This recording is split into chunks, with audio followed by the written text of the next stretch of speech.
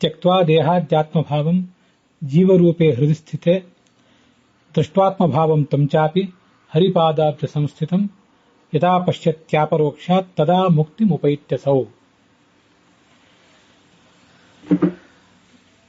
ಸಂಸಾರದಲ್ಲಿ ಬದುಕಿರುವಂತಹ ಸ್ತ್ರೀ ಪುರುಷ ಯಾರೇ ಇರಲಿ, ಅವರಿಗೆ ಮಹಾಭಾಗ್ಯ ಅಂದರೆ ಭಗವಂತನನ್ನ ತಮಗೆ ಉಚಿತವಾದಂತಹ ವಿಧಾನದಲ್ಲಿ ಪೂಜಿಸುವುದು ಅನ್ನೋದನ್ನ ಕಳೆದ ದಿವಸ ನೋಡಿದ್ದೇವೆ. ಆದ್ರಿಂದಲೇ ಯಾವುದೇ ಒಂದು ಅಶಾಸ್ತ್ರೀಯವಾದಂತಹ ಪ್ರಾರ್ಥನಾ ಭಗವಂತನ ಎದುರಿಗೆ ಅದು ಸಲ್ಲದು. ಮುತ್ತೈದೆಯಾಗೆ ಮರಣಿಸಬೇಕು ಅನ್ನುವ ಪ್ರಾರ್ಥನೆಯೂ ಸಲ್ಲದು. ಗಂಡನ ಸೇವಾ ಎಲ್ಲ ಸಾಂಗವಾಗಿ ಮಾಡಿ ಆ ಬಳಿಕವೇ ನಾನು ಕರ್ತವ್ಯ ಪೂರ್ಣ ಮಾಡಿಯೇ ನಾನು ಇಲ್ಲಿಂದ ತೆರಳುವುದು, ಹಾಗೇ ನನಗೆ ಅವಕಾಶ ಮಾಡಿಕೊಡುವಂತ ಭಗವಂತನನ್ನ ಕೇಳುವುದು ಅಶಾಸ್ತ್ರೀಯವೇ, ವ್ಯರ್ಥವೂ ಹೌದು ಅಂತನ್ನೋದನ್ನೆಲ್ಲ ನೋಡಿದ್ದೇವೆ. ಮನುಷ್ಯನಿಗೆ ಇಲ್ಲಿ ಸಿಕ್ಕಿರುವಂತಹ ಎಲ್ಲಾ ಸಂಗತಿಗಳು ಕೂಡ, ಈ ಜಗತ್ತಿನ ಯಾವುದೇ ಒಂದು ಭೋಗ ಭಾಗ್ಯ ಅವೆಲ್ಲವೂ ಕೂಡ, ಸವಲತ್ತು ಅನುಕೂಲಗಳು ಕೂಡ ಅಶಾಶ್ವತವಾದದ್ದು. ಶ್ರೇಯಃ ಕಸ್ಯ ನಿರಂತರಾಹ ಕಸ್ಯನೋ ವ್ಯಸನಂ ಪ್ರಾಪ್ತಂ. ಶ್ರೇಯಃ ನಾವು ಯಾವುದನ್ನು ಸಂಪತ್ತು ಅಂತ ಇಲ್ಲಿ ತಿಳ್ಕೊಂಡಿರ್ತೀವಲ್ಲ, ಯಾವ ಸಂಪತ್ತು ನಮಗೆ ಇಲ್ಲಿ ಅದು ಸ್ಥಿರವಾಗಿರ್ಲಿಕ್ಕೆ ಸಾಧ್ಯ? ದುಃಖ ಯಾರಿಗೂ ಬಂದಿಲ್ಲ ಈ ಜಗತ್ತಿನಲ್ಲಿ, ಪ್ರತಿಯೊಬ್ಬರಿಗೂ ಬಂದಿದೆ. ಶ್ರೇಯಃ ಕಸ್ಯ ನಿರಂತರಾಹ ಅಂತ ರಾಮಾಯಣದ ಒಂದು ಮಾತಿದು.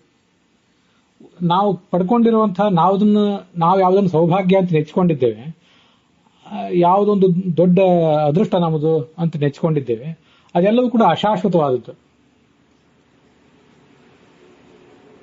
ಸ್ಥಿರ ಅಲ್ಲ ಯಾವುದು ಕೂಡ. ಮುರುಕು ಆಟಿಕೆ ಸಾಮಾನ್ಯನಂತೆ ಇದು.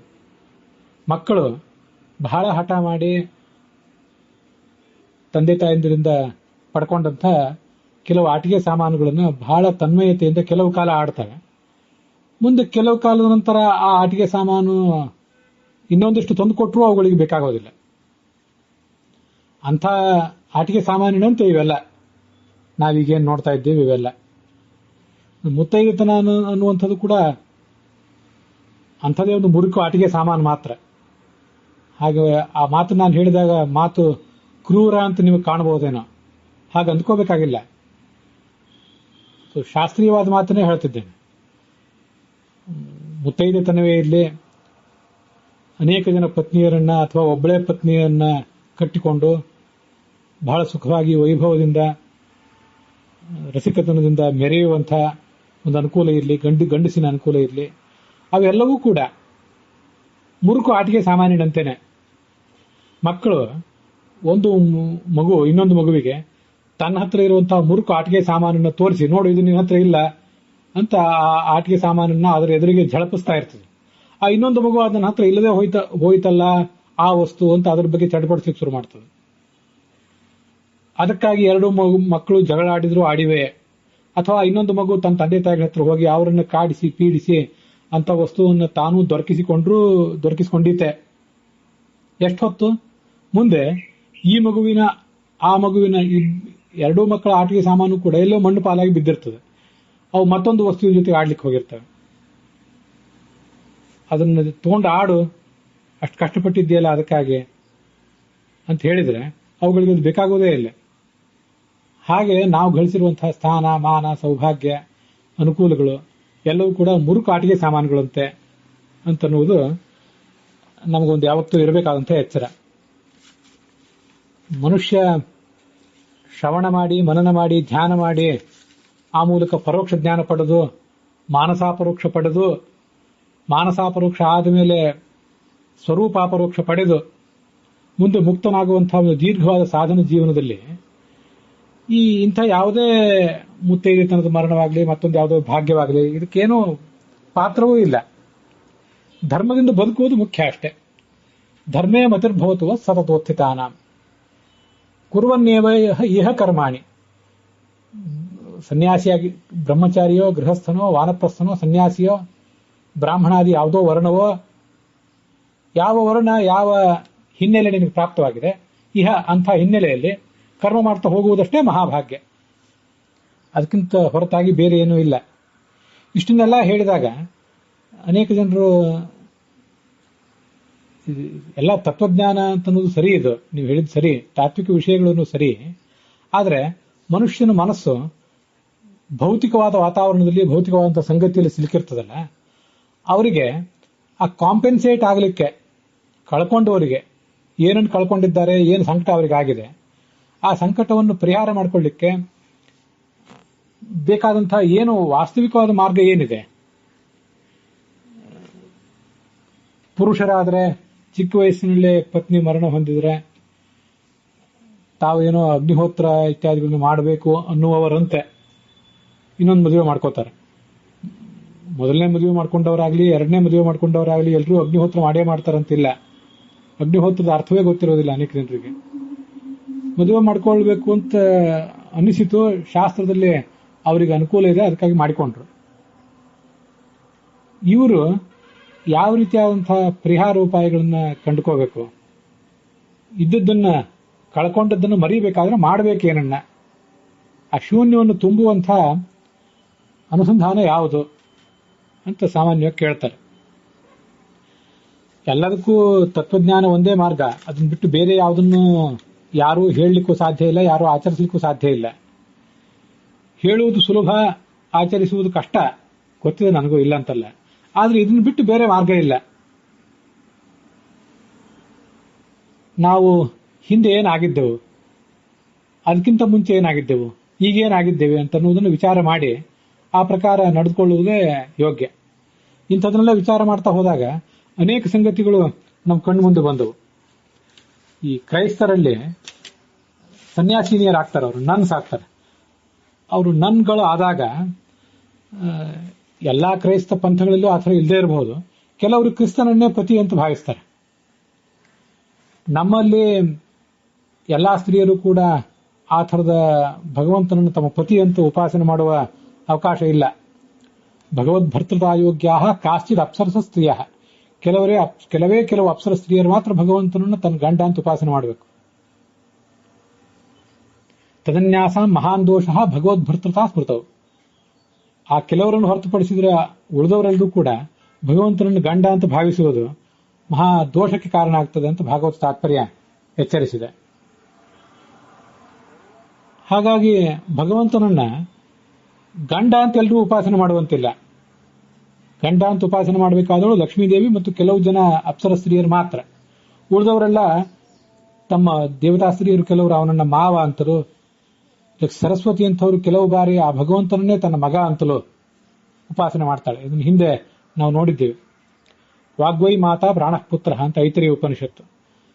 ಈ ಸರಸ್ವತಿ, ಭಾರತಿ ಮೊದಲಾದವರು ಭಗವಂತನನ್ನು ಜಗತ್ತಿಗೆ ತಿಳಿಸಿಕೊಡುವುದರಿಂದ ತಾಯಿ ಮಗುವನ್ನ ಜಗತ್ತಿಗೆ ಬೆಳಕಿಗೆ ತರುವಂತೆ ಅವರು ಭಗವಂತನನ್ನು ತಿಳಿಸುವುದರಿಂದ ಅವರು ತಾಯಿ ಅಂತೇನು, ಹಾಗೇನೆ ಭಗವಂತನಿಗೆ ಸೊಸೆಯಂದಿರಂತನು. ಚತುರ್ಮುಖ ಬ್ರಹ್ಮನಿಗೆ ತಂದೆ, ಪ್ರಪಿತಾಮಹೋಮೇ ಭಗವಾನ್ ಇತಿ ಸರ್ವಜನಸ್ಯತು, ಎಲ್ಲಾ ಜನರಿಗೂ ಅವನು ಅಜ್ಜ, ಮುತ್ತಜ್ಜ ಈ ಭಗವಂತ. ಬೇಸಿಕಲಿ ಅತ್ಯಂತ ಮುಖ್ಯವಾದಂತಹ ಉಪಾಸನೆ. ಸ್ನೇಹಿತ ಅಂತ ಯಾರೋ ಕೆಲವರು ಉಪಾಸನೆ ಮಾಡ್ತಾರೆ ಅಂತ ಈಗೆಲ್ಲ ಕೇಳಿದ್ದೇವೆ. ಮೂಲಭೂತ ಗುರು ಸರ್ವಜನಾನ ಪುರುಷೋತ್ತಮ, ಪ್ರತಿಯೊಬ್ಬರಿಗೂ ಅತ್ಯಂತ ಸೂಕ್ತವಾದಂತಹ ಉಪಾಸನೆ. ಮೂಲಭೂತ ಗುರು ಆ ಭಗವಂತ ಅನ್ನುವುದೇ ಶ್ರೇಷ್ಠವಾದಂತಹ ಉಪಾಸನೆ. ಎಲ್ಲಾ ರೀತಿಯಾದಂತಹ ಸಾಂಸಾರಿಕ ಏರುಪೇರುಗಳಿಗೂ ಉಂಟಾದಂತಹ ಜೀವನದಲ್ಲಿ ಉಂಟಾದಂತಹ ಆಕಸ್ಮಿಕವಾದಂತಹ ಶೂನ್ಯತೆಗಳಿಗೂ ಕೂಡ ಶೂನ್ಯತೆಯನ್ನು ತುಂಬಬಲ್ಲಂತಹ ಏಕೈಕ ಉಪಾಸನೆ ಅಂದರೆ ಗುರುತ್ವೇನ ಉಪಾಸನೆ ಭಗವಂತನನ್ನ. ಜ್ಞಾನಾಯ ವಿದ್ಯಾ ಗುರವೇ ನಮೋ ನಮಃ ಅಂತ ವರಾಹ ರೂಪಿಯಾದ ಭಗವಂತನನ್ನ ಈ ಭಾಗವತ ವರ್ಣನೆ ಮಾಡಿದೆ.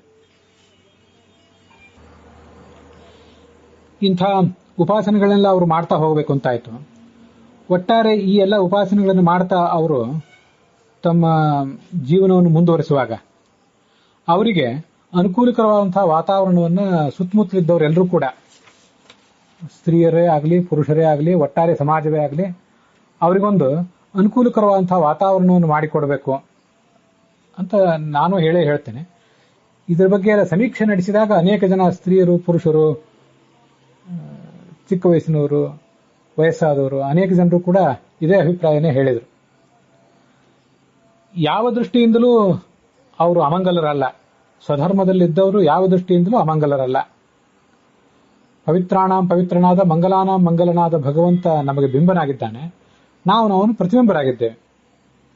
ಹೀಗಿರುವಾಗ ಅವರು ಯಾವ ದೃಷ್ಟಿಯಿಂದಲೂ ಅಮಂಗಲರಲ್ಲ ಅಂತ ಅನ್ನೋದನ್ನ ಸಮಾಜದಲ್ಲಿ ಎಲ್ಲಾ ಪೀಠಾಧಿಪತಿಗಳು, ಪಂಡಿತರು, ಪಾಮರರು, ಸ್ತ್ರೀಯರು, ಪುರುಷರು ಎಲ್ಲರೂ ಕೂಡ ತಿಳ್ಕೋಬೇಕು ಅಂತ ಹೇಳಬೇಕು ಅಂತ ಅನಿಸ್ತದೆ ನನಗೆ. ಪೀಠಾಧಿಪತಿಗಳೆಲ್ಲರೂ ಕೂಡ ಇದನ್ನು ತಿಳ್ಕೋಬೇಕು ಅಂತ ಯಾರಿಗೂ ಆಜ್ಞಾ ಮಾಡುವಂತಹ ಉದ್ದಟತನ ನನಗೇನಿಲ್ಲ. ಆದರೂ ಹೇಳಬೇಕಾದ ಅನಿವಾರ್ಯ. ಅವರನ್ನು ಅಮಂಗಲರು ಅಂತ ಪರಿಗಣಿಸಬಾರದು, ಅಪವಿತ್ರರು ಅಂತ ಪರಿಗಣಿಸಬಾರದು ಅಂತನ್ನುವುದು ಹೇಳಲೇಬೇಕಾಗಿದೆ. ಉದ್ದಟತನದಿಂದ ಹೇಳ್ತಿಲ್ಲ, ಹೇಳಬೇಕಾಗಿದೆ ಅಂತ ಅದರಿಂದ ಹೇಳ್ತಿದ್ದೇನೆ. ಮತ್ತೆ ಅವರು ಯಾವ ಕಾಲದಲ್ಲೂ ಕೂಡ ಚಿಕ್ಕವರಿದ್ದಾಗಿಂದಲೂ ಸ್ತ್ರೀಯರಿಗೆ ನಾನಾ ಥರದ ಕ್ಷೇತ್ರಗಳಲ್ಲಿ, ಸಂಗೀತ, ಕಲೆ ಮೊದಲಾದ ಕ್ಷೇತ್ರಗಳಲ್ಲಿ ಅವರು ತೊಡಗಿರುವಂತೆ ಅವ್ರಿಗೊಂದು ವಾತಾವರಣವನ್ನ ತಂದೆ ತಾಯಿಯಿಂದರಾದವರು, ಗಂಡ ಮಕ್ಕಳಾದವರು ಎಲ್ಲರೂ ಕೂಡ ಮಾಡಿಕೊಡ್ಬೇಕು ಅಂತ ನನಗೊಂದು ಕಾಣಿಸ್ತು. ಪ್ರತಿಯೊಬ್ಬ ಸ್ತ್ರೀಯೂ ಕೂಡ ಹೊರಗೆ ಹೋಗಿ ದುಡಿಲೇಬೇಕು ಅಂತಿಲ್ಲ. ದುಡಿಬೇಕು ಅಂತ ಅಪೇಕ್ಷೆ ಪಟ್ಟರೆ ದುಡಿಯೋರು ಅವರವ್ರಿಗೆ ಬಿಟ್ಟದ್ದು. ಪ್ರತಿಯೊಬ್ಬರು ದುಡಿಬೇಕು ಅಂತ ಸಾಮಾನ್ಯವಾದ ನಿಯಮ ಏನು ಹೇಳಲಿಕ್ಕೆ ಸಾಧ್ಯ ಇಲ್ಲ. ಆದರೆ ಯಾವುದಾದ್ರು ನಿರ್ದಿಷ್ಟ ಕ್ಷೇತ್ರದಲ್ಲಿ ಮನುಷ್ಯ ಸಾಧನೆ ಮಾಡಿದರೆ ಆತನಿಗೆ ಒಂದು ಆತ್ಮತೃಪ್ತಿ ಇರ್ತದೆ. ಇಂಗ್ಲಿಷ್ನಲ್ಲಿ ಅದನ್ನು ಹೇಳುವುದಾದ್ರೆ ಅವರ ಈಗೋ ಸ್ಯಾಟಿಸ್ಫೈ ಆಗ್ತದೆ, ಅವನ ಅಹಂಕಾರ ತೃಪ್ತ ಆಗ್ತದೆ. ಅಹಂಕಾರ ತೃಪ್ತ ಆಗದೆ ಹೋದಾಗ ಇನ್ಯಾವ ಕೆಲಸಗಳನ್ನು ಮಾಡಿದರೂ ಕೂಡ, ಬೇರೆ ಯಾವುದೇ ಸಾಧನೆಗಳನ್ನು ಮಾಡಲಿಕ್ಕೆ ಆತನಿಗೆ ವಾತಾವರಣ ಅಂತ ಒಂದು ಕೊಟ್ಟರೂ ಕೂಡ ಅದರಿಂದ ಅನುಕೂಲ ಏನಾಗೋದಿಲ್ಲ. ಒಬ್ರು ಹೇಳಿದ್ರು, ಹೆಣ್ಣಾದವಳು ತನ್ನ ತವರು ಮನೆಯಿಂದ ಗಂಡನ ಮನೆಗೆ ಬರ್ತಾಳೆ, ತನ್ನದಾದ ವ್ಯಕ್ತಿತ್ವವನ್ನೆಲ್ಲ ಹಿಂದೆ ಬಿಟ್ಟು ಬಿಡ್ತಾಳೆ, ತನ್ನ ಈಗೋವನ್ನ ಗಂಡನ ಈಗೋದ ಜೊತೆಗೆ ಸಮೀಕರಿಸಿ ನೋಡ್ತಾಳೆ. ಯಾಕಂದ್ರೆ ತಾನು ಹೇಗಿರಬೇಕು ಅಂತ ಬಯಸಿದ್ನೋ ಹಾಗೆ ಇರ್ಲಿಕ್ಕೆ ಬೇಕಾದಂತಹ ವಾತಾವರಣ ಎಲ್ಲಾ ಗಂಡಂದ್ರ ಮನೆಯಲ್ಲೂ ಸಿಗೋದಿಲ್ಲ. ವಿಶೇಷತಃ ನಮ್ಮ ಸಂಪ್ರದಾಯನಿಷ್ಠವಾದಂತಹ ಭಾರತೀಯ ಕುಟುಂಬಗಳಲ್ಲಿ. ಆದ್ರಿಂದ ತನ್ನ ಈಗೋವನ್ನು ಅವರು ಬಲಿ ಕೊಟ್ಟು ಗಂಡನ ಈಗೋದ ಜೊತೆಗೆ ಅದನ್ನು ಸಮೀಕರಿಸಿ ನೋಡ್ತಾರೆ. ಗಂಡನ ಸಾಧನೆಗಳು ಅದಕ್ಕೆ ಪೂರಕವಾಗಿ ತಾನು ಬದುಕಬೇಕು, ಗಂಡನ ಸಾಧನೆ ತನ್ನ ಸಾಧನೆ ಅಂತೀಗೆಲ್ಲ ಬದುಕ್ತಾ ಹೋಗ್ತಾರೆ ಅವರು. ಯಾರ ಈಗೋದ ಜೊತೆಗೆ ತಮ್ಮ ಈಗೋವನ್ನು ಸಮೀಕರಿಸಿ ನೋಡಿದ್ರು ಅಂಥ ಈಗೋ ಆ ಗಂಡನೇ ಇಲ್ಲದಂತಾದಾಗ ಭೂಮಿ ಬಿರದಂತಾಗ್ತದೆ, ನೆಲ ಬಿರದಂತಾಗ್ತದೆ, ಆಕಾಶ ಕಳಚಿ ತಲೆ ಮೇಲೆ ಬಿದ್ದಂತಾಗ್ತದೆ, ವ್ಯಕ್ತಿತ್ವದ ಮೂಲ ಬೇರೆ ಅಲಿಗಾಡ್ತವೆ. ನೀವು ಕುಳಿತು ಪ್ರವಚನ ಮಾಡುವಷ್ಟು ಅದು ಸುಲಭದ ಕೆಲಸ ಅಲ್ಲ ಅಂತೆಲ್ಲ ಹೇಳಿದ್ರು. ಒಪ್ತೇನೆ. ಆದರೆ ಹೇಳದೆ ಬೇರೆ ಮಾರ್ಗ ಇಲ್ಲ, ಹೇಳಬೇಕಲ್ಲ. ನಾವು ಹೇಳಿದಷ್ಟು ಸುಲಭ ಮಾಡುವುದಿಲ್ಲ, ಹೌದು. ಹಾಗೆ ಅಂತ ಮಾಡ್ಲಿಕ್ಕಾಗೋದಿಲ್ಲ ಅಂತ ಹೇಳ್ದೇನೂ ಇದ್ರೆ ಈ ಕಡೆ ಹೇಳಲೂ ಇಲ್ಲ, ಮಾಡ್ಲೂ ಇಲ್ಲ. ಅನೇಕ ಬಾರಿ ಹೇಳ್ತಾ ಇದ್ರೆ ಹೇಳಿ ಹೇಳಿ ಹೇಳಿ ಕೊನೆಗದು ಯಾವತ್ತೂ ಒಂದು ಕಾಲದಲ್ಲಿ ಎಲ್ಲಿಯೋ ಒಂದು ಕಡೆ ಆಚರಣೆಗೆ ಬಂದು ಬರಬಹುದು. ಅದಕ್ಕಾಗಿ ಇದನ್ನ ನಾವೆಲ್ಲ ಆಲೋಚನೆ ಮಾಡಿ ನೋಡಿದಾಗ ಅನೇಕ ಜನ ಸ್ತ್ರೀಯರು ಸಾರ್ವಜನಿಕ ವ್ಯವಹಾರಗಳಲ್ಲಿ, ಲೌಕಿಕ ಉದ್ಯೋಗಗಳಲ್ಲಿ ಎಂಗೇಜ್ ಆಗಿರ್ತಾರೆ. ಅಂಥವರಿಗೆ ಇಂಥ ಜೀವನದ ಆಕಸ್ಮಿಕ ಅವಘಡಗಳು ಹೆಚ್ಚೇನು ಬಾಧಕ ಆಗೋದಿಲ್ಲ. ಯಾರಿಗೆ ಅದಿಲ್ಲವೋ ಕೇವಲ ಮನೆ, ಗಂಡ, ಕುಟುಂಬ ಇಷ್ಟು ಮಾತ್ರ ಅವ್ರ ಕೇಂದ್ರ ಆಗಿರ್ತದ, ಅವ್ರಿಗೆ ಹೆಚ್ಚು ಬಾಧಕ ಆಗ್ತದೆ ಅಂತ ಒಂದು ಅಭಿಪ್ರಾಯ ಕೇಳಿ ಬಂತು. ಸಹಜ, ಒಪ್ಪಬೇಕಾದದ್ದೇ. ಆದರೆ ಲೌಕಿಕ ವ್ಯವಹಾರದಲ್ಲಿ, ಉದ್ಯೋಗದಲ್ಲಿ ತೊಡಗಿದವರಿಗೂ ಕೂಡ ಅವರಿಗೂ ಒಂದು ನಿವೃತ್ತಿ ಅನ್ನೋದು ಇರ್ತದಲ್ಲ, ಅಂಥವರಿಗೂ ಒಂದು ಕಾಲದಲ್ಲಿ ಈ ಸಮಸ್ಯೆ ಆಗ್ತದೆ. ಅದಕ್ಕಾಗಿ ಲೌಕಿಕ ಉದ್ಯೋಗ ಮಾಡುವವರಿಗೂ ಮಾಡದೇ ಇದ್ದವರಿಗೂ ಎಲ್ಲಾ ಥರದ ವ್ಯಕ್ತಿಗಳಿಗೂ ಕೂಡ ಒಂದು ಕಾಮನ್ ಆದಂತಹ ಎಂಗೇಜ್ಮೆಂಟ್, ಅಂದ್ರೆ ಅದು ಪಬ್ಲಿಕ್ ಅಫೇರ್ಸ್ ನಲ್ಲಿ ಎಂಗೇಜ್ಮೆಂಟ್ ಅಂತ ಹೇಳೋದಕ್ಕಿಂತ ಸ್ಪಿರಿಚುವಲ್ ಎಂಗೇಜ್ಮೆಂಟ್, ಆರಂಭದಿಂದಲೂ ಅವರಿಗೆ ಧಾರ್ಮಿಕ ಆಧ್ಯಾತ್ಮಿಕ ಕಾರ್ಯಗಳಲ್ಲಿ ಅವ್ರನ್ನ ಎಂಗೇಜ್ ಆಗಿಡುವಂತಹ ಪ್ರಯತ್ನ ಮಾಡಬೇಕು. ನಾನು ಹೇಳಿದೆ, ಧರ್ಮ ಮತ್ತು ಅಧ್ಯಾತ್ಮ ಅಂದ್ರೆ ಯಾವುದೋ ಮೂಢನಂಬಿಕೆಗಳು, ಕೆಲಸಕ್ಕೆ ವಿಷಯಗಳು ಮಾತ್ರ ಅಲ್ಲ. ಶುದ್ಧವಾದ ಧರ್ಮ, ಶುದ್ಧವಾದ ಅಧ್ಯಾತ್ಮ, ಶಾಸ್ತ್ರೀಯವಾದ ವಿಷಯಗಳು, ಅದರಲ್ಲೇ ಅವರನ್ನ ಎಂಗೇಜ್ ಆಗಿಡಬೇಕು. ಹಾಗಿಟ್ಟಾಗಲೇ ಇದಕ್ಕೆಲ್ಲದಕ್ಕೂ ಒಂದು ಔಷಧ ಸಿಗ್ಲಿಕ್ಕೆ ಸಾಧ್ಯ. ಜೀವನದ ಏರುಪೇರುಗಳನ್ನು ಸಹಿಸಿಕೊಳ್ಳಿಕ್ಕೆ ಶಕ್ತಿ ಬರುವುದು ಸಾಧ್ಯ. ಅನೇಕ ಬಾರಿ ನಾನು ಹೇಳ್ತಿರ್ತೇನೆ, ಮತ್ತು ಅದನ್ನು ಹೀಗೆ ಇಲ್ಲೂ ಹೇಳಬೇಕು ಅಂತ ಕಾಣಿಸ್ತು. ಅದು ಹೇಗೆ ಅಂದ್ರೆ, ಹೇಗೆ ಭಗವಂತನನ್ನು ಭಜಿಸಬೇಕು, ಯಾವ ಉದ್ದೇಶಕ್ಕಾಗಿ ಭಜಿಸಬೇಕು. ನಾವು ಭಗವಂತನನ್ನು ಭಜಿಸಿದಾಗ ಪಾರ್ವತಿ ಪರಮೇಶ್ವರನ್ನ, ಇಂದ್ರ ಶಚಿಯರನ್ನ, ಚತುರ್ಮುಖ ಬ್ರಹ್ಮ ಸರಸ್ವತಿಯರನ್ನ, ಲಕ್ಷ್ಮೀನಾರಾಯಣರನ್ನೆಲ್ಲ ಭಜಿಸಿದಾಗ ನಮ್ಗೆ ಎಲ್ಲಾ ಥರದ ಭಾಗ್ಯಗಳು, ಸೌಭಾಗ್ಯಗಳು, ಅದೃಷ್ಟಗಳೆಲ್ಲ ಸಿಕ್ಕಿಬಿಡ್ತವೆ ಅಂತ ಸ್ತ್ರೀಯೂ ಭಾವಿಸಬಾರದು, ಪುರುಷನೂ ಭಾವಿಸಬಾರದು. ಜೀವನಕ್ಕೆ ಅದರದೇ ಆದ ರೀತಿ ಇದೆ, ಅದಕ್ಕೆ ತಕ್ಕಂತೆ ನಾವು ಹೊಂದ್ಕೋಬೇಕಷ್ಟೆ. ತೇನ್ ಸಿಂಗ್ ಮೌಂಟ್ ಎವರೆಸ್ಟ್ ಶಿಖರವನ್ನು ಏರಿದ. ಆಗ ಅವನನ್ನ ಯಾರೋ ಪತ್ರಕರ್ತರು ಕೇಳಿದ್ರು, ಮೌಂಟ್ ಎವರೆಸ್ಟ್ ಶಿಖರ ಏರಿದ್ರಲ್ಲ, ಯಾತಕ್ಕಾಗಿದೆ? ನಿಮ್ಗೇನು ಕೀರ್ತಿ ಬರಬೇಕು ಅಂತ ಅಪೇಕ್ಷೆ ಇತ್ತೋ ಅಥವಾ ದುಡ್ಡು ಬರಬೇಕು ಅಂತ ಅಪೇಕ್ಷೆ ಇತ್ತೋ ಅಂತ ಹೀಗೆಲ್ಲ ಪತ್ರಕರ್ತರು ಕೇಳಿದ್ರಂತೆ. ನಾವು ಅದನ್ನ ಸ್ವಲ್ಪ ಗಮನಿಸಿ ನೋಡಬೇಕು. ಆಗಿನ ಕಾಲದಲ್ಲಿ ಈಗಿರುವಂತೆ ಕ್ರೀಡಾ ಕ್ಷೇತ್ರದಲ್ಲಿ ಅಷ್ಟೆಲ್ಲ ಸ್ಪಾನ್ಸರ್ಗಳು, ಆಯೋಜಕರೆಲ್ಲ ಇರಲಿಲ್ಲ. ಹೆಚ್ಚು ದುಡ್ಡು ಬರ್ತಿತ್ತೋ ಇಲ್ಲೋ, ಅದರಲ್ಲೂ ಕೆಲವು ಕ್ರೀಡೆಗಳಿಗೆ ಹೆಚ್ಚು ಸಾರ್ವಜನಿಕರ ಗಮನ ಇರ್ತದೆ. ಉಳಿದೆಲ್ಲ ಕ್ರೀಡೆಗಳ ಕಡೆಗೆ ಸಾರ್ವಜನಿಕರ ಗಮನ ಇಲ್ಲದೇ ಇದ್ದಾಗ ಒಂದು ಪರ್ವತವನ್ನು ಏರಿದಂತಹ ಒಂದು ಸಾಧನೆಗೆ ಏನು ಪ್ರೇರಣೆ ಇದ್ದಿರ್ಬೇಕು ಅವನಿಗೆ ಅಂತ ಆ ಪತ್ರಕರ್ತರು ತಿಳ್ಕೊಳ್ಳಿಕ್ಕೆ ಬಯಸಿದ್ರು. ಅದಕ್ಕೆ ಅವನು ಹೇಳಿದಂತೆ. ಆ ಮಾತು ನನಗೆ ತುಂಬಾ ಮನಸ್ಸಿನಲ್ಲಿ ಅಚ್ಚಳಿಯದೆ ಉಳಿದಿದೆ. ಮೌಂಟ್ ಎವರೆಸ್ಟ್ ನನ್ನ ಎದುರಿಗೆ ಇತ್ತು, ನಾನು ಹಿಮಾಲಯದಲ್ಲೇ ಬೆಳೆದವನು, ನನ್ನ ಎದುರಿಗೆ ಅದು ಇತ್ತು, ನಾನು ಏರಿದೆ, ಇಷ್ಟೇ. ಅದು ಏರಿದೆ ಯಾಕೆ ಅಂತನ್ನುವುದಕ್ಕೆ ಬೇರೆ ಯಾವುದೇ ಕೀರ್ತಿ, ಹಣ ಇತ್ಯಾದಿಗಳು ನನಗೆ ಪ್ರೇರಣೆ ಕೊಟ್ಟಿಲ್ಲ. ಒಂದು ಜಡವಾದಂತಹ ಮೌಂಟ್ ಎವರೆಸ್ಟ್ ಒಬ್ಬ ತೇನ್ಸಿಂಗನಿಗೆ ಇಷ್ಟು ಪ್ರೇರಣೆ ಕೊಡುವುದಾದ್ರೆ ಸ್ವಲ್ಪ ಆಲೋಚನೆ ಮಾಡಿ ನೋಡಬೇಕು. ಆ ಮೌಂಟ್ ಎವರೆಸ್ಟ್ ಶಿಖರ ಅವನನ್ನು ಏರು ಬಾ ಅಂತ ಕರೆದಿತ್ತ, ಮಾತು ಹೇಳಿ ಕರೆದಿತ್ತ. ಏರಿದ ಮೇಲೆ ಅವನು ಬೆನ್ನು ಚಪ್ಪರಿಸಿದ ಅದು ಆ ಮೌಂಟ್ ಎವರೆಸ್ಟ್. ಅಲ್ಲಿ ಹೋಗಿ ಆ ಮೌಂಟ್ ಎವರೆಸ್ಟಿನ ಮಡಿಲಲ್ಲಿ ಸ್ವಲ್ಪ ಹಾಯಾಗಿ ಕೂತಾಗ ಅದೇನಾದ್ರೂ ಅವನಿಗೆ ಸಮಾಧಾನ ಹೇಳಿತಾ? ಮಾತಿನ ಮೂಲಕ, ಸ್ಪರ್ಶದ ಮೂಲಕ ಏನೂ ಇಲ್ಲ. ಅದೊಂದು ಜಡ. ಅದಕ್ಕೊಂದು ಅಭಿಮಾನಿ ದೇವತಾ ಇದ್ದಿರಬಹುದು. ಆ ಅಭಿಮಾನಿ ದೇವತಾ ಅವನಿಗೆ ಕಾಣಿಸಿರ್ಬೇಕಲ್ಲ, ತೇನ್ಸಿಂಗಿಗೆ ಕಾಣಿಸಿದನ. ಒಂದು ಜಡದ ಬಗ್ಗೆನೇ ಇಷ್ಟೊಂದು ಅಟ್ಯಾಚ್ಮೆಂಟ್ ಇಟ್ಕೊಂಡು ಅದನ್ನು ಏರುವುದೇ ಒಂದು ದೊಡ್ಡ ಸಾಧನೆ ಅಂತ ಅವನು ಭಾವಿಸುವುದಾದ್ರೆ, ಜಗತ್ತಿನಲ್ಲಿ ಸಾಕಾಷ್ಠ ಸಹ ಪರಾಗತಿ ಅಂತ ಕರೆಸಿಕೊಂಡಿರುವಂತಹ ಅತ್ಯಂತ ಎತ್ತರದ ಸ್ಥಾನದಲ್ಲಿರುವಂತಹ ಭಗವಂತ ನನ್ನನ್ನು ತಲುಪು ಬಾ ಅಂತ ಕರೀತಾ ಇದ್ದಾನೆ. ಅಲ್ಲಿಗೆ ಆ ತಲುಪುವ ಪ್ರಯತ್ನ ಮಾಡುವವನನ್ನ ಅನೇಕ ವ್ಯಕ್ತವಾದ ಉದಾಹರಣೆಗಳ ಮೂಲಕ ಅವನು ಪ್ರೋತ್ಸಾಹಿಸ್ತಾನೆ. ಭಗವಂತನ ಮಾರ್ಗದಲ್ಲಿದ್ದವರಿಗೆ, ಆಧ್ಯಾತ್ಮಿಕ ಮಾರ್ಗದಲ್ಲಿದ್ದವರಿಗೆ ಅದು ಫೀಲ್ ಆಗ್ತದೆ. ಹೀಗಿರುವಾಗ ಅದು ಒಬ್ಬ ಪರ್ವತಾರೋಹಿಗೆ ಅಂಥದ್ದೊಂದು ಸ್ಫೂರ್ತಿ ಸಿಕ್ಕಿರುವುದಾದ್ರೆ ಮೌಂಟ್ ಎವರೆಸ್ಟ್ನಿಂದ, ನಮಗೆ ಸ್ತ್ರೀಯರಿಗೆ, ಪುರುಷರಿಗೆ, ಪಂಡಿತರಿಗೆ, ಪಾಮರರಿಗೆ, ಅವರೆಲ್ಲರಿಗೂ ಕೂಡ ಯಾಕೆ ಆ ಭಗವಂತನನ್ನು ನಾವು ಭಜಿಸುವುದು ಭಗವಂತ ಗುಣನಿಧಿ ಅನ್ನುವ ಕಾರಣಕ್ಕಾಗಿ ಮಾತ್ರ, ಇನ್ನೇನು ಬೇಕಾಗಿಲ್ಲ ಅಂತನ್ನುವಂಥ ಸ್ಫೂರ್ತಿ ನಮ್ಗೆ ಯಾಕೆ ಬರ್ತಿಲ್ಲ? ತಪ್ಪು ನಮ್ಮದೇ. ಹಾಗಾದ್ರೆ ಮೌಂಟ್ ಎವರೆಸ್ಟಿಂದೂ ಅಲ್ಲ, ಭಗವಂತಂದೂ ಅಲ್ಲ. ನಾವು ಕೂತಲ್ಲೇ ಕೂತಿದ್ರೆ ಮೌಂಟ್ ಎವರೆಸ್ಟು ಅಲ್ಲೇ ಇರ್ತದೆ, ಭಗವಂತನೂ ಅಲ್ಲೇ ಇರ್ತಾನೆ. ನಾವು ನಮಗೆ ಬಂದಂಥ ಅವಕಾಶಗಳನ್ನ ಉಪಯೋಗ ಮಾಡಿಕೊಳ್ಬೇಕಷ್ಟೆ. ಅದು ಬಿಟ್ಟು ಬೇರೆ ಏನೂ ಮಾರ್ಗವೇ ಇಲ್ಲ ಇದಕ್ಕೆ.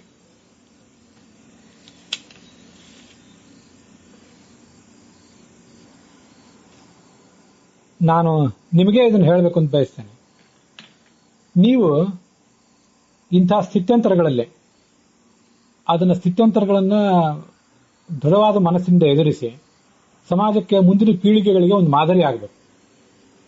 ನಾವು ಆಚರಿಸಿಕೊಂಡು ಬಂದಿರುವಂತಹ ಧರ್ಮ ಅದೇನೋ ಬಹಳ ಕ್ರೂರವಾಗಿದೆ, ಉಗ್ರವಾಗಿದೆ, ಅದು ಹೆಣ್ಮಕ್ಕಳಿಗೆ ಅನುಕೂಲಕರವಾಗಿಲ್ಲ, ಪುರುಷ ಪಕ್ಷಪಾತಿಯಾಗಿದೆ ಈ ಧರ್ಮ, ಈ ಸಂಸ್ಕೃತಿ, ಈ ವಾತಾವರಣ ಅನ್ನುವಂಥ ಭಾವನೆ ಆ ಮುಂದಿನ ತಲೆಮಾರಿನ ಹೆಣ್ಮಕ್ಳಲ್ಲಿ ಬರಬಾರ್ದಲ್ಲ.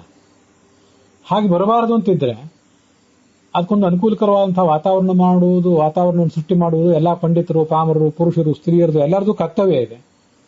ನಿಮ್ಮದು ಕರ್ತವ್ಯ ಇದೆ ಅದರಲ್ಲಿ.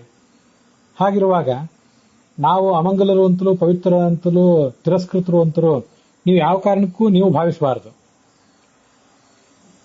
ಒಬ್ಬ ಸನ್ಯಾಸಿಯಾದವನು ಎಷ್ಟು ಧೈರ್ಯದಿಂದ ಆ ಬಾಳನ್ನು ಬಾಳ್ತಾನೆ, ಹಾಗೆ ನೀವು ಕೂಡ ಬಾಳುವುದನ್ನ ರೂಢಿ ಮಾಡ್ಕೊಳ್ಬೇಕು. ಇದು ನಿಮಗೆ ಬಲವಂತದ ಮಾರ್ಗಸ್ಥಾನವೇ ಅಥವಾ ಒತ್ತಾಯದ ಸನ್ಯಾಸವೇ ಇರಬಹುದು. ಆದರೆ ಅದು ಬಿಟ್ಟು ಬೇರೆ ಏನ್ ಮಾರ್ಗ ಇದೆ? ಬೇರೆ ಏನ್ ಮಾರ್ಗವೂ ಕೂಡ ಅದಕ್ಕಿಲ್ಲ. ಏನು ಈಗ ಸಮಸ್ಯೆಗಳಿವೆ, ಏನು ಆ ಹೀನ ಸ್ಥಿತಿಗತಿಗಳಿವೆ, ಯಾವುದರಿಂದ ಅವ್ರು ನರಳುತ್ತಿದ್ದಾರೆ, ಅದಕ್ಕೆ ನಾವು ಪಂಡಿತರು, ಪಾಮರರು, ಸನ್ಯಾಸಿಗಳು, ಸಾರ್ವಜನಿಕರು, ಸ್ತ್ರೀಯರು ಎಲ್ಲರೂ ಸಾಮೂಹಿಕವಾಗಿ ಜವಾಬ್ದಾರಿಯಾಗಿದ್ದೇವೆ. ನಮ್ಗೆ ಈ ಜವಾಬ್ದಾರಿಯನ್ನು ಎಲ್ಲರೂ ಕೂಡ ತಿಳ್ಕೊಳ್ಬೇಕು ಅಂತಲೇ ನನ್ನ ಆಲೋಚನೆ. ಒಟ್ಟಾರೆ ಜೀವಮಾನದಲ್ಲಿ ಅನ್ಯೋನ್ಯವಾಗಿ ಬದುಕಿದವರಿಗೂ ಇಂಥ ಅವಘಡಗಳು ಬರ್ತವೆ, ಬದುಕದಿದ್ದವರಿಗೂ ಬರ್ತವೆ. ಎಲ್ಲ ಥರದ ಜನರಿಗೂ ಅದು ಬಂದೇ ಬರ್ತದೆ. ಇಂಥವ್ರಿಗೆ ಬರೋದಿಲ್ಲ, ಅಂಥವ್ರಿಗೆ ಬರ್ತದೆ ಅಂತ ಏನಿಲ್ಲ. ನಾವು ಜನರಿಗೆ ಏನಂತ ಆಶೀರ್ವಾದ ಮಾಡಬೇಕು? ಇದು ನಾವು ಹೇಗೆ ಬದುಕಬೇಕು, ಹೇಗೆ ಎದುರಿಸಬೇಕು ಅಂತ ಹೇಳೋ ಪ್ರಸಂಗ ಬಂದಾಗ ಹೇಗೆ ಆಶೀರ್ವಾದ ಮಾಡಬೇಕು ಸ್ತ್ರೀಯರಿಗೆ? ಈ ಮದುವೆ ಪ್ರಸಂಗದಲ್ಲಿ ಅಷ್ಟಪುತ್ರ ಭವತ್ವಂಚ ಸುಭಗಾಚ ಪತಿವ್ರತ, ಅಷ್ಟಪುತ್ರವತಿ ಆಗೋ, ಸೌಭಾಗ್ಯವುಳ್ಳವಳಾಗೋ, ಭರ್ತ ತೇ ಸೋಮಪ ನಿತ್ಯಂ, ಅವನು ಸೋಮಪಾನ ಮಾಡುವಂಥವನಾಗಲಿ, ಭವೇದ್ಧರ್ಮ ಪರಾಯಣ ಅಂತ ಹೀಗೆಲ್ಲ ವರ್ಣನೆ ಮಾಡಿದ್ದಾರೆ. ಅದಲ್ಲದೆ ಸಮ್ರಾಜ್ಞಿ ಶ್ವಶುರೇ ಭವ, ಸಮ್ರಾಜ್ಞಿ ಶ್ವಶ್ವಾಂಭವ, ನಿನ್ನ ಮಾವನಿಗೆ ನೀನು ಯಜಮಾನತಿಯಾಗು, ನಿನ್ನ ಅತ್ತೆಗೂ ಕೂಡ ನೀನು ಯಜಮಾನತಿಯಾಗು, ಮನೆಯಲ್ಲಿ ಅಂತ ದೊಡ್ಡ ಸ್ಥಾನ ನಿನಗಿರ್ಲಿ ಅಂತೆಲ್ಲ ಅಲ್ಲಿ ಆಶೀರ್ವಾದ ಮಾಡಿದ್ದಾರೆ. ಸೌಭಾಗ್ಯದ ಆಶೀರ್ವಾದ ಮಾಡಿದ್ದಾರೆ, ಇಲ್ಲ ಅಂತಲ್ಲ. ಇವತ್ತಿಗೂ ಕೂಡ ನಾವು ಯಾರೇ ಒಬ್ಬಳು ಕೆಲವರಿಗೆ ಚಿರಂಜೀವಿ ಭವ ಅಂತ ಆಶೀರ್ವಾದ ಮಾಡ್ತೀವಿ, ಸೌಭಾಗ್ಯವತಿ ಭವ ಅಂತ ಆಶೀರ್ವಾದ ಮಾಡ್ತೀವಿ, ದೀರ್ಘ ಸುಮಂಗಲಿ ಭವ ಅಂತ ಆಶೀರ್ವಾದ ಮಾಡ್ತೀವಿ. ವೇದಗಳಲ್ಲಿ ಸುಭಗಾಚ ಪತಿವ್ರತ ಅಂತ ಆಶೀರ್ವಾದ ಮಾಡಿದ್ದಾರೆ, ಇಲ್ಲ ಅಂತಲ್ಲ. ಇನ್ನೊಂದು ತುಂಬಾ ಸುಂದರವಾದಂತಹ ಆಶೀರ್ವಾದ ಮಹಾಭಾರತದಲ್ಲಿ ಮಾಡಿದ್ದು ನನಗೆ ಕಂಡು ಬರ್ತದೆ. ಇದು ನಾವು ರೂಢಿಸ್ಕೊಳ್ಳೋಣ. ಕಲ್ಯಾಣ ಅವಸ್ತಂತು ಪತಯೋನುಕೂಲಾನ್ ಯೂಯಂ ಪತೀನಾಂ ಭವತಾನುಕೂಲಾ. ಧರ್ಮರಾಜನ ವ್ಯಕ್ತಿತ್ವವನ್ನು ನಾವು ಕೆಲವೇ ಆಂಗಲ್ಗಳಿಂದ ನೋಡಿರ್ತೇವೆ. ಧರ್ಮರಾಜ ಹಸ್ತಿನಾವತಿಯ ಸ್ತ್ರೀಯರಿಗೆ ಮಾಡಿದಂತಹ ಆಶೀರ್ವಾದ ಇದೆ ಸಾಮೂಹಿಕವಾಗಿ. ಹಸ್ತಿನಾವತಿ ಸ್ತ್ರೀಯರಿಗೆ ಮಾತ್ರ ಅಂತಲ್ಲ, ಒಟ್ಟಾರೆ ಎಲ್ಲ ಹಸ್ತಿನಾವತಿ, ಪಾಂಚಾಲ ಎಲ್ಲಾ ದೇಶದ ಸ್ತ್ರೀಯರಿಗೂ ಎಲ್ರಿಗೂ ಅನ್ವಿತ ಆಗುವಂಥದ್ದೇ. ನೀನು ನಿನ್ನ ಗಂಡನ ಮನೆಯಲ್ಲಿ ಹೊಂದಿಕೊಂಡಿರು ಅಂತ ಹೇಳುವ ಆಶೀರ್ವಾದ ಏನಿದೆ ಅದು ಆಮೇಲಿಂದ. ಮೊದಲು ಅವನೇನು ಹೇಳ್ತಿದ್ದಾನೆಂದ್ರೆ, ಕಲ್ಯಾಣಾವಸ್ಸಂತು ಪತಯೋನುಕೂಲಾಹ, ನಿಮ್ಮ ಗಂಡಂದಿರು ನಿಮಗೆ ಕಲ್ಯಾಣಕರರಾಗಿರಲಿ, ಅವರು ನಿಮಗೆ ಅನುಕೂಲಕರರಾಗಿರಲಿ. ಆಮೇಲೆ ಯೂಯಂ ಪತೀನಾಂ ಭವತಾನುಕೂಲಾಹ, ಎರಡನೇ ಸ್ಟೆಪ್ ಆಗಿ ಯೂಯಂ ನೀವು ಸ್ತ್ರೀಯರು, ಪತೀನಾಂ ಗಂಡಂದಿರಿಗೆ ಅನುಕೂಲಕರರಾಗಿರಿ. ಮೊದಲನೇ ಸ್ಟೆಪ್ ನಿಮ್ಮ ಗಂಡಂದಿರು ನಿಮಗೆ ಅನುಕೂಲಕರರಾಗಿರಲಿ. ಅದು ಗಂಡಂದರಿಗೂ ಆಶೀರ್ವಾದ ಆಯಿತು, ಎಲ್ಲಾ ಗಂಡಸರಿಗೂ ಆಶೀರ್ವಾದ ಆಯಿತು, ಹೆಂಗಸರಿಗೂ ಆಶೀರ್ವಾದ ಆಯಿತು, ಗಂಡಂದರಿಗೂ ಎಚ್ಚರಿಕೆಯೂ ಆಯಿತು, ಹೆಂಗಸರಿಗೂ ಎಚ್ಚರಿಕೆಯೂ ಆಯಿತು. ತುಂಬಾ ಸುಂದರವಾದಂತಹ ಆಶೀರ್ವಾದ ಇದು. ಕಲ್ಯಾಣ ವಹ ಸಂತು ಪತಯೋನುಕೂಲಾಹ. ವಹ ನಿಮ್ಮ ಅರ್ಥ ಹೇಳ್ತೇನೆ, ಶಬ್ದಾರ್ಥ. ವಹ ನಿಮ್ಮ ಪತಯ ಗಂಡಂದಿರು, ವಹ ನಿಮಗೆ, ಕಲ್ಯಾಣಾಹ ಕಲ್ಯಾಣಕರರು ಮಂಗಳಕರರು, ಅನುಕೂಲಾಹ ಅನುಕೂಲಕರರು, ಸಂತು ಆಗಲಿ. ಯೂಯಂ ನೀವು, ಪತೀನಾಂ ಗಂಡಂದಿರಿಗೆ, ಅನುಕೂಲಾಹ ಅನುಕೂಲೆಯರು, ಭವತ ಆಗಿರಿ. ಇಂಥ ಆಶೀರ್ವಾದಗಳನ್ನು ಮಾಡ್ತಿದ್ರು. ಇದನ್ನ ನಾವ್ಯಾಕೆ ರೂಢಿಸ್ಕೋಬಾರದು? ಅದೇ ಸವಕಲ ಆಶೀರ್ವಾದಗಳನ್ನು ದೀರ್ಘ ಸುಮಂಗಲಿ ಭವ ಅಂತ ಆಶೀರ್ವಾದ ಮಾಡೋದನ್ನ ನಾವ್ಯಾಕೆ ಅದಕ್ಕೆ ಅಂಟಿಕೊಂಡು ಮುಂದುವರಿಸಿಕೊಂಡು ಬಂದಿದ್ದೇವೆ? ಸುಭದ್ರೆಗೆ ದ್ರೌಪದಿ ಆಶೀರ್ವಾದ ಮಾಡಿದ ಒಂದು ಪ್ರಸಂಗ ಮಹಾಭಾರತದಲ್ಲಿದೆ. ನಿಸ್ಸಪತ್ನುಸ್ತು ತೇ ಪ್ರಭು. ದ್ರೌಪದಿ ಆ ಸುಭದ್ರೆಯನ್ನು ನೋಡಿದಾಗ ಏನು ಆಶೀರ್ವಾದ ಮಾಡಿದ್ಲು? ನೀನು ದೀರ್ಘ ಸುಮಂಗಲಿ ಆಗುವಂತ ಆಶೀರ್ವಾದ ಅವಳಿಗೆ ನೇರವಾಗಿ ಮಾಡಲಿಲ್ಲ. ನಿನ್ನ ಗಂಡನಿಗೆ ಯಾವುದೇ ಶತ್ರುಗಳಿಲ್ಲದಿರಲಿ, ಅವನು ವೈಭವದಿಂದ ಮೆರೆಯಲಿ ಅಂತ ಆಶೀರ್ವಾದ ಮಾಡಿದ್ಲು. ಕ್ಷತ್ರಿಯರಿಗೆ ಆ ಥರ ಆಶೀರ್ವಾದ ಮಾಡುವುದು ಸರಿ. ಬ್ರಾಹ್ಮಣರಿಗೆ, ಕ್ಷತ್ರಿಯರು, ವೈಶ್ಯರು, ಶೂದ್ರರು, ಮತ್ತೆ ಎಲ್ಲಿಗೂ ಕೂಡ ನಾವು ಕಾಮನ್ ಆಗಿ ಮಾಡಬಹುದಾದ ಆಶೀರ್ವಾದ ಅಂದ್ರೆ ಕಲ್ಯಾಣಾವಸಂತು ಪತಯೋನುಕೂಲಾಹ ಯೂಯಂ ಪತೀನಾಂ ಭವತಾನುಕೂಲಾಹ ಅಂತ. ಅವರು ಆ ಥರ ಮಾಡಬೇಕಾದ್ರೆ ಆ ಸ್ತ್ರೀಯರನ್ನ ಅವರವರ ಸಾಧನೆಯ ಕ್ಷೇತ್ರಗಳಲ್ಲಿ ಪ್ರೋತ್ಸಾಹಿಸಿ ಅವರಿಗೆ ಗಂಡಂದ್ರು ಕೂಡ ಕಲ್ಯಾಣಕರರಾಗಿ ಅನುಕೂಲಕರರಾಗಿ ಇರಬೇಕು. ಹಾಗೆ ಅದನ್ನು ರೂಢಿಸ್ಕೋಬೇಕು ಅಂತ ಧರ್ಮರಾಜನಾದ ಯುಧಿಷ್ಠಿರನ ಒಂದು ಆಶೀರ್ವಾದ, ಅವನ ಅಭಿಪ್ರಾಯ ಕೂಡ. ಕೊನೆಯದಾಗಿ ಒಂದು ಭಾಗವತ ತಾತ್ಪರ್ಯದಲ್ಲಿ ಬಂದಂತಹ ಸೈಕೋಥೆರಪಿಯ ವಿಧಾನವನ್ನು ಹೇಳ್ತಾನೆ. ಇವತ್ತಿನ ಆರಂಭದಲ್ಲಿ ಅದನ್ನೇ ಮಂಗಲ ಪದ್ಯವಾಗಿ ಹೇಳಿದೆ, ಈಗಾಗಲೇ ಗಮನಿಸಿದ್ದೀರಿ ನೀವು.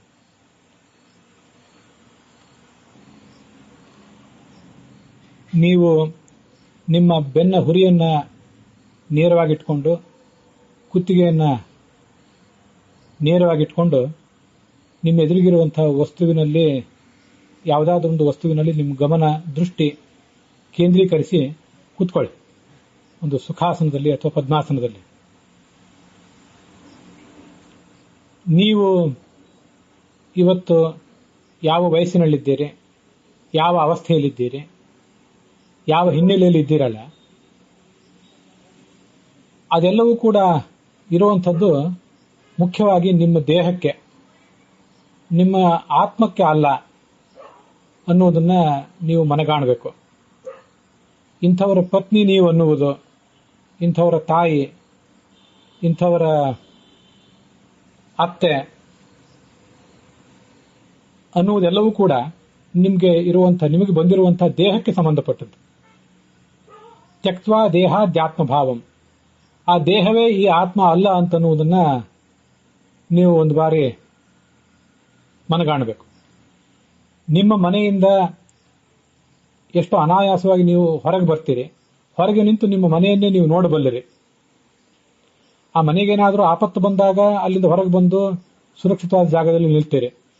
ಮನೆಗೇನು ಆಪತ್ತು ಬಂದಿಲ್ಲದೆ ಹೋದಾಗಲೂ ಕೂಡ ಬೇಕಾದಾಗ ಮನೆಯಿಂದ ಹೊರಗೆ ಬಂದು ಒಳಗೆ ಹೋಗಿ ಮಾಡುವ ಶಕ್ತಿ ನಿಮಗಿದೆ. ಹಾಗೇನೆ ದೇಹದಿಂದ ಬೇಕಾದಾಗ ಹೊರ ಹೋಗುವ ಒಳ ಬರುವ ಶಕ್ತಿ ನಮಗೂ ನಿಮಗೂ ಇಲ್ಲದೆ ಹೋದ್ರೂ ನಿಮ್ಮ ದೇಹವನ್ನೇ ನೀವು ನಿಮ್ಮ ಕಣ್ಣೆದುರಿಗೆ ನೋಡ್ತಾ ಇದ್ದೀರಿ, ದೇಹದಿಂದ ಹೊರಗೆ ಬಂದಿದ್ದೀರಿ, ಹೊರಗೆ ನಿಂತ್ಕೊಂಡು ನಿಮ್ಮ ದೇಹವನ್ನು ನೀವು ನೋಡ್ತಾ ಇದ್ದೀರಿ ಅಂತ ಅನ್ನೋದನ್ನ ಕಲ್ಪಿಸ್ಕೊಳ್ಳಿ. ನಿಮ್ಮ ಎದುರಿಗಿರುವಂತಹ ಆ ದೇಹ ಇಂಥವರೊಬ್ಬರ ಪತ್ನಿ, ಇಂಥವರೊಬ್ಬರ ತಾಯಿ, ಇಂಥವರೊಬ್ಬರಿಗೆ ಅತ್ತೆ ಇತ್ಯಾದಿ ಆಗಿದೆ. ಹೊರಗೆ ಬಂದು ಅದನ್ನು ನೋಡ್ತಾ ಇರುವಂತಹ ನೀವು ಭಗವಂತನ ಪ್ರತಿಬಿಂಬರಾಗಿದ್ದೀರಿ. ಭಗವಂತ ಗುರುವಾಗಿದ್ದಾನೆ, ನೀವು ಶಿಷ್ಯರಾಗಿದ್ದೀರಿ. ಭಗವಂತ ನಿಮಗೆ ಅಜ್ಜನಾಗಿದ್ದಾನೆ, ನೀವು ಆತನಿಗೆ ಮೊಮ್ಮಗಳು ಅಥವಾ ಮೊಮ್ಮಗ ಆಗಿದ್ದೀರಿ. ಇದು ದೀರ್ಘಕಾಲದ ಸ್ಥಿರವಾದಂತಹ ಒಂದು ಸಂಬಂಧ. ಉಳಿದೆಲ್ಲ ಉಪಾಧಿಗಳು ಕೂಡ ನೀವು ಯಾವ ಶರೀರವನ್ನ ನಿಮ್ಮ ಎದುರಿಗೆ ನೋಡ್ತಾ ಇದ್ದೀರಿ, ಅದನ್ನು ಬಿಟ್ಟು ಹೊರಗೆ ಬಂದಿದ್ದೀರಿ, ಆ ಶರೀರಕ್ಕೆ ಸಂಬಂಧಪಟ್ಟದ್ದು.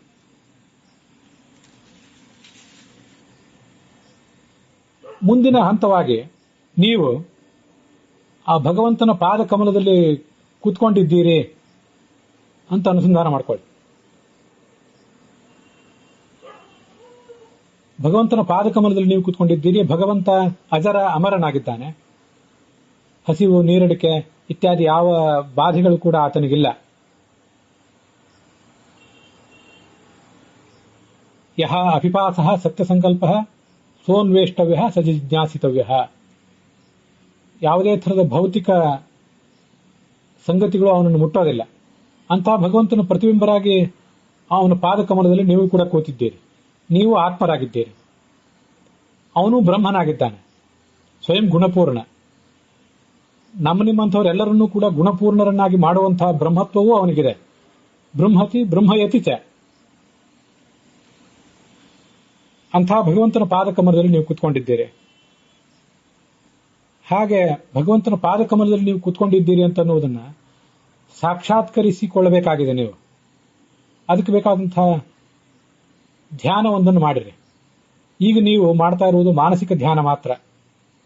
ಆ ಮಾನಸಿಕ ಧ್ಯಾನ ಮುಂದುವರೆದು ಪಕ್ವವಾಗಿ ಭಗವಂತನ ಪಾದ ಕಮಲದಲ್ಲಿ ನೀವೇ ಕೂತಿರುವುದನ್ನ ಪ್ರತ್ಯಕ್ಷವಾಗಿ ನೀವೇ ನಿಮ್ಮ ಮನಸ್ಸಿನಿಂದ, ಆ ಬಳಿಕ ಎರಡನೇ ಹಂತವಾಗಿ ನಿಮ್ಮ ಸ್ವರೂಪಭೂತವಾದಂತಹ ಸಾಕ್ಷಿಯಿಂದಲೇ ಕಾಣುವವರಿದ್ದೀರಿ.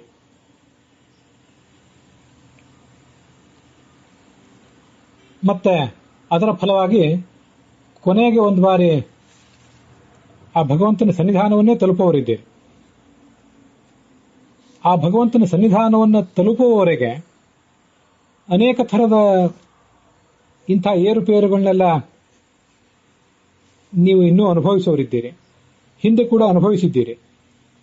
ನೀವು ಮಾತ್ರ ಅಲ್ಲ, ನಿಮ್ಮ ಜೊತೆಗಿದ್ದಂಥವರು, ಈಗಾಗಲೇ ನಿಮಗಿಂತ ಮುಂಚೆ ಹೋದವರು, ನಿಮ್ಮ ನಂತರ ಹೋಗಬೇಕಾಗಿರುವಂಥವರು, ಅವರೆಲ್ಲರೂ ಕೂಡ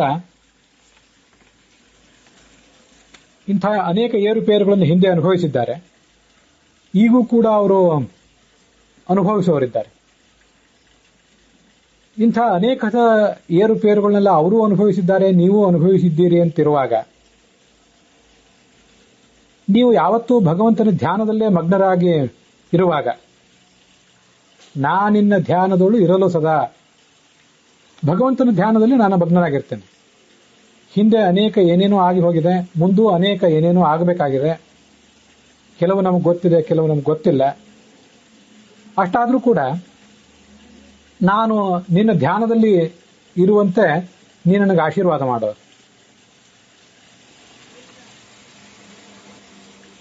ಮತ್ತೆ ಅಂಥ ಒಂದು ಧ್ಯಾನ ನಾನು ಮಾಡ್ತಾ ಇರುವಾಗ, ನಾನಿನ್ನ ಧ್ಯಾನದೊಳಿರಲು ಸದಾ ಈ ಹೀನ ಮಾನವರು ನನ್ನನ್ನೇನು ಮಾಡುವರು.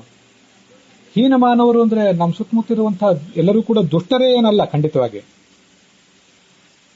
ಅನೇಕ ಜನರು ಇನ್ನೂ ಪ್ರಾಕೃತವಾದ ಅವಸ್ಥೆಯಲ್ಲಿದ್ದಾರಷ್ಟೇ. ಆ ದೃಷ್ಟಿಯಿಂದ ಅವರನ್ನು ಹೀನರು ಅಂತ ಹೇಳಿದೆ ಅಷ್ಟೇ ಆ ದಾಸರ ಪದ. ಅವರು ನನಗೇನು ಧಕ್ಕೆ ತಂದು ಒದಗುವವರಿದ್ದಾರೆ. ನಾನು ಆ ಮಾರ್ಗದಲ್ಲಿ ಮುಂದುವರಿಯಲಿಕ್ಕೆ ಭಗವಂತನ ಆಶೀರ್ವಾದವೇ ನನಗಿರುವಾಗ, ಭಗವಂತನ ಅನುಗ್ರಹವೇ ಬೆಂಬಲವೇ ನನಗಿರುವಾಗ ಉಳಿದವರು ಏನು ಮಾಡುವವರಿದ್ದಾರೆ. ತನ್ನ ಸಮಾಧಿಶೋಪಾಯಂ ಏನತೆ ಚರಣಾಬ್ಜಯೋ ರತಿರ್ಯಥಾ ನವಿರಹೇದಪಿ ಸಂಸರತಾ ಮಿಹ ಅಂತ ಭಾಗವತದ ಮಾತು ಕೂಡ ನಮಗೆ ಹಾಗೆ ಕಲಿಸಿಕೊಟ್ಟಿದೆ. ಭಗವಂತನೇ ತನ್ನ ಸಮಾಧಿಶೋಪಾಯಂ, ಅಂಥ ಒಂದು ಉಪಾಯವನ್ನು ನನಗೆ ಹೇಳಿಕೊಡು. ಬೇರೆ ಎಲ್ಲ ಸೌಭಾಗ್ಯ, ಅನುಕೂಲ, ಗಜಕೇಸರಿ ಯೋಗ, ರಾಜಯೋಗ ಇತ್ಯಾದಿ ಯಾವುದನ್ನು ಕೂಡ ನೀನು ನನಗೆ ಹೇಳಬೇಕಾದ ಅಗತ್ಯ ಇಲ್ಲ. ಒಂದು ಮಹಾಯೋಗ, ಅದನ್ನು ನಾನು ಪಾಲಿಸಬೇಕಾಗಿದೆ. ಅದಕ್ಕೆ ಬೇಕಾದ ಉಪಾಯವನ್ನು ನೀನು ನನಗೆ ಹೇಳ್ಕೊಡು. ಉಪಾಯ ಅಂದ್ರೆ ಈ ತತ್ವಜ್ಞಾನವನ್ನು ಪಡೆಯಲಿಕ್ಕೆ ಬೇಕಾಗಿರುವಂತಹ ಯೋಗವನ್ನೇ ಉಪಾಯ ಅಂತ ಹೇಳ್ತಾರೆ. ಅದೇನು ಉಪಾಯ ಅಂದ್ರೆ ಏನತೆ ಚರಣಾಬ್ಜಯೋ ಅಪಿ ಸಂಸರತಾಂ. ಅನೇಕ ಜನ್ಮಗಳನ್ನು ಈ ಹಿಂದೆ ಪಡೆದಿದ್ದೇವೆ, ಮುಂದೂ ಪಡೆಯುವವರಿದ್ದೇವೆ. ಅನೇಕ ದೇಹಗಳಲ್ಲಿ ಹೋಗಿ ಹೋಗಿ ಹೊರಗೆ ಬಂದಿದ್ದೇವೆ, ಬರುವವರಿದ್ದೇವೆ. ಇಷ್ಟೆಲ್ಲ ಮಾಡಿದರೂ ಕೂಡ ನಿನ್ನ ಚರಣಾಬ್ಜಗಳಲ್ಲಿ, ನಿನ್ನ ಪಾದಕಮಲಗಳ ಒಂದು ಜ್ಞಾನ ಭಕ್ತಿ ನಮಗೆಂದೂ ತಪ್ಪದೇ ಇರಲಿ ಅಂತ ನೀನು ನಮಗೆ ಆಶೀರ್ವಾದ ಮಾಡು ಅಂತ ಭಗವಂತನನ್ನ ಕೇಳ್ಕೊಳ್ಳಿ. ಹೀಗೆಲ್ಲ ನಾವು ನೀವು ಆ ಭಗವಂತನನ್ನು ಕೇಳಿಕೊಂಡಾಗ ಈ ನಶ್ವರವಾದಂತಹ ಶರೀರದಲ್ಲಿ ನಾವು ಬಂದಿ ಆಗಿದ್ರಷ್ಟು, ಆಗದೇ ಇದ್ರಷ್ಟು ಇದ್ದೇವೆ, ಈ ಶರೀರದಲ್ಲೇ ಇದ್ದೇವೆ. ಮನೆ ಬಿಟ್ಟು ಹೊರಗೆ ಬಂದಷ್ಟು ಸುಲಭವಾಗಿ ಶರೀರವನ್ನು ಬಿಟ್ಟು ಹೊರಗೆ ಬರುವುದು ಸುಲಭ ಅಲ್ಲ. ಆದರೆ ಈ ಅನುಸಂಧಾನ ನಮಗಿದ್ರೆ ಒಳಗಿದ್ದೂ ಹೊರಗಿದ್ದಂತೇನೆ. ಅನುಸಂಧಾನ ಇಲ್ಲದೆ ಹೋದ್ರೂ ಕೂಡ, ಅನುಸಂಧಾನ ಇಲ್ಲದೆ ಹೋದ್ರೆ ಆ ಮನುಷ್ಯ ಒಳಗಿದ್ದು ಬಳಲ್ತಾನೆ.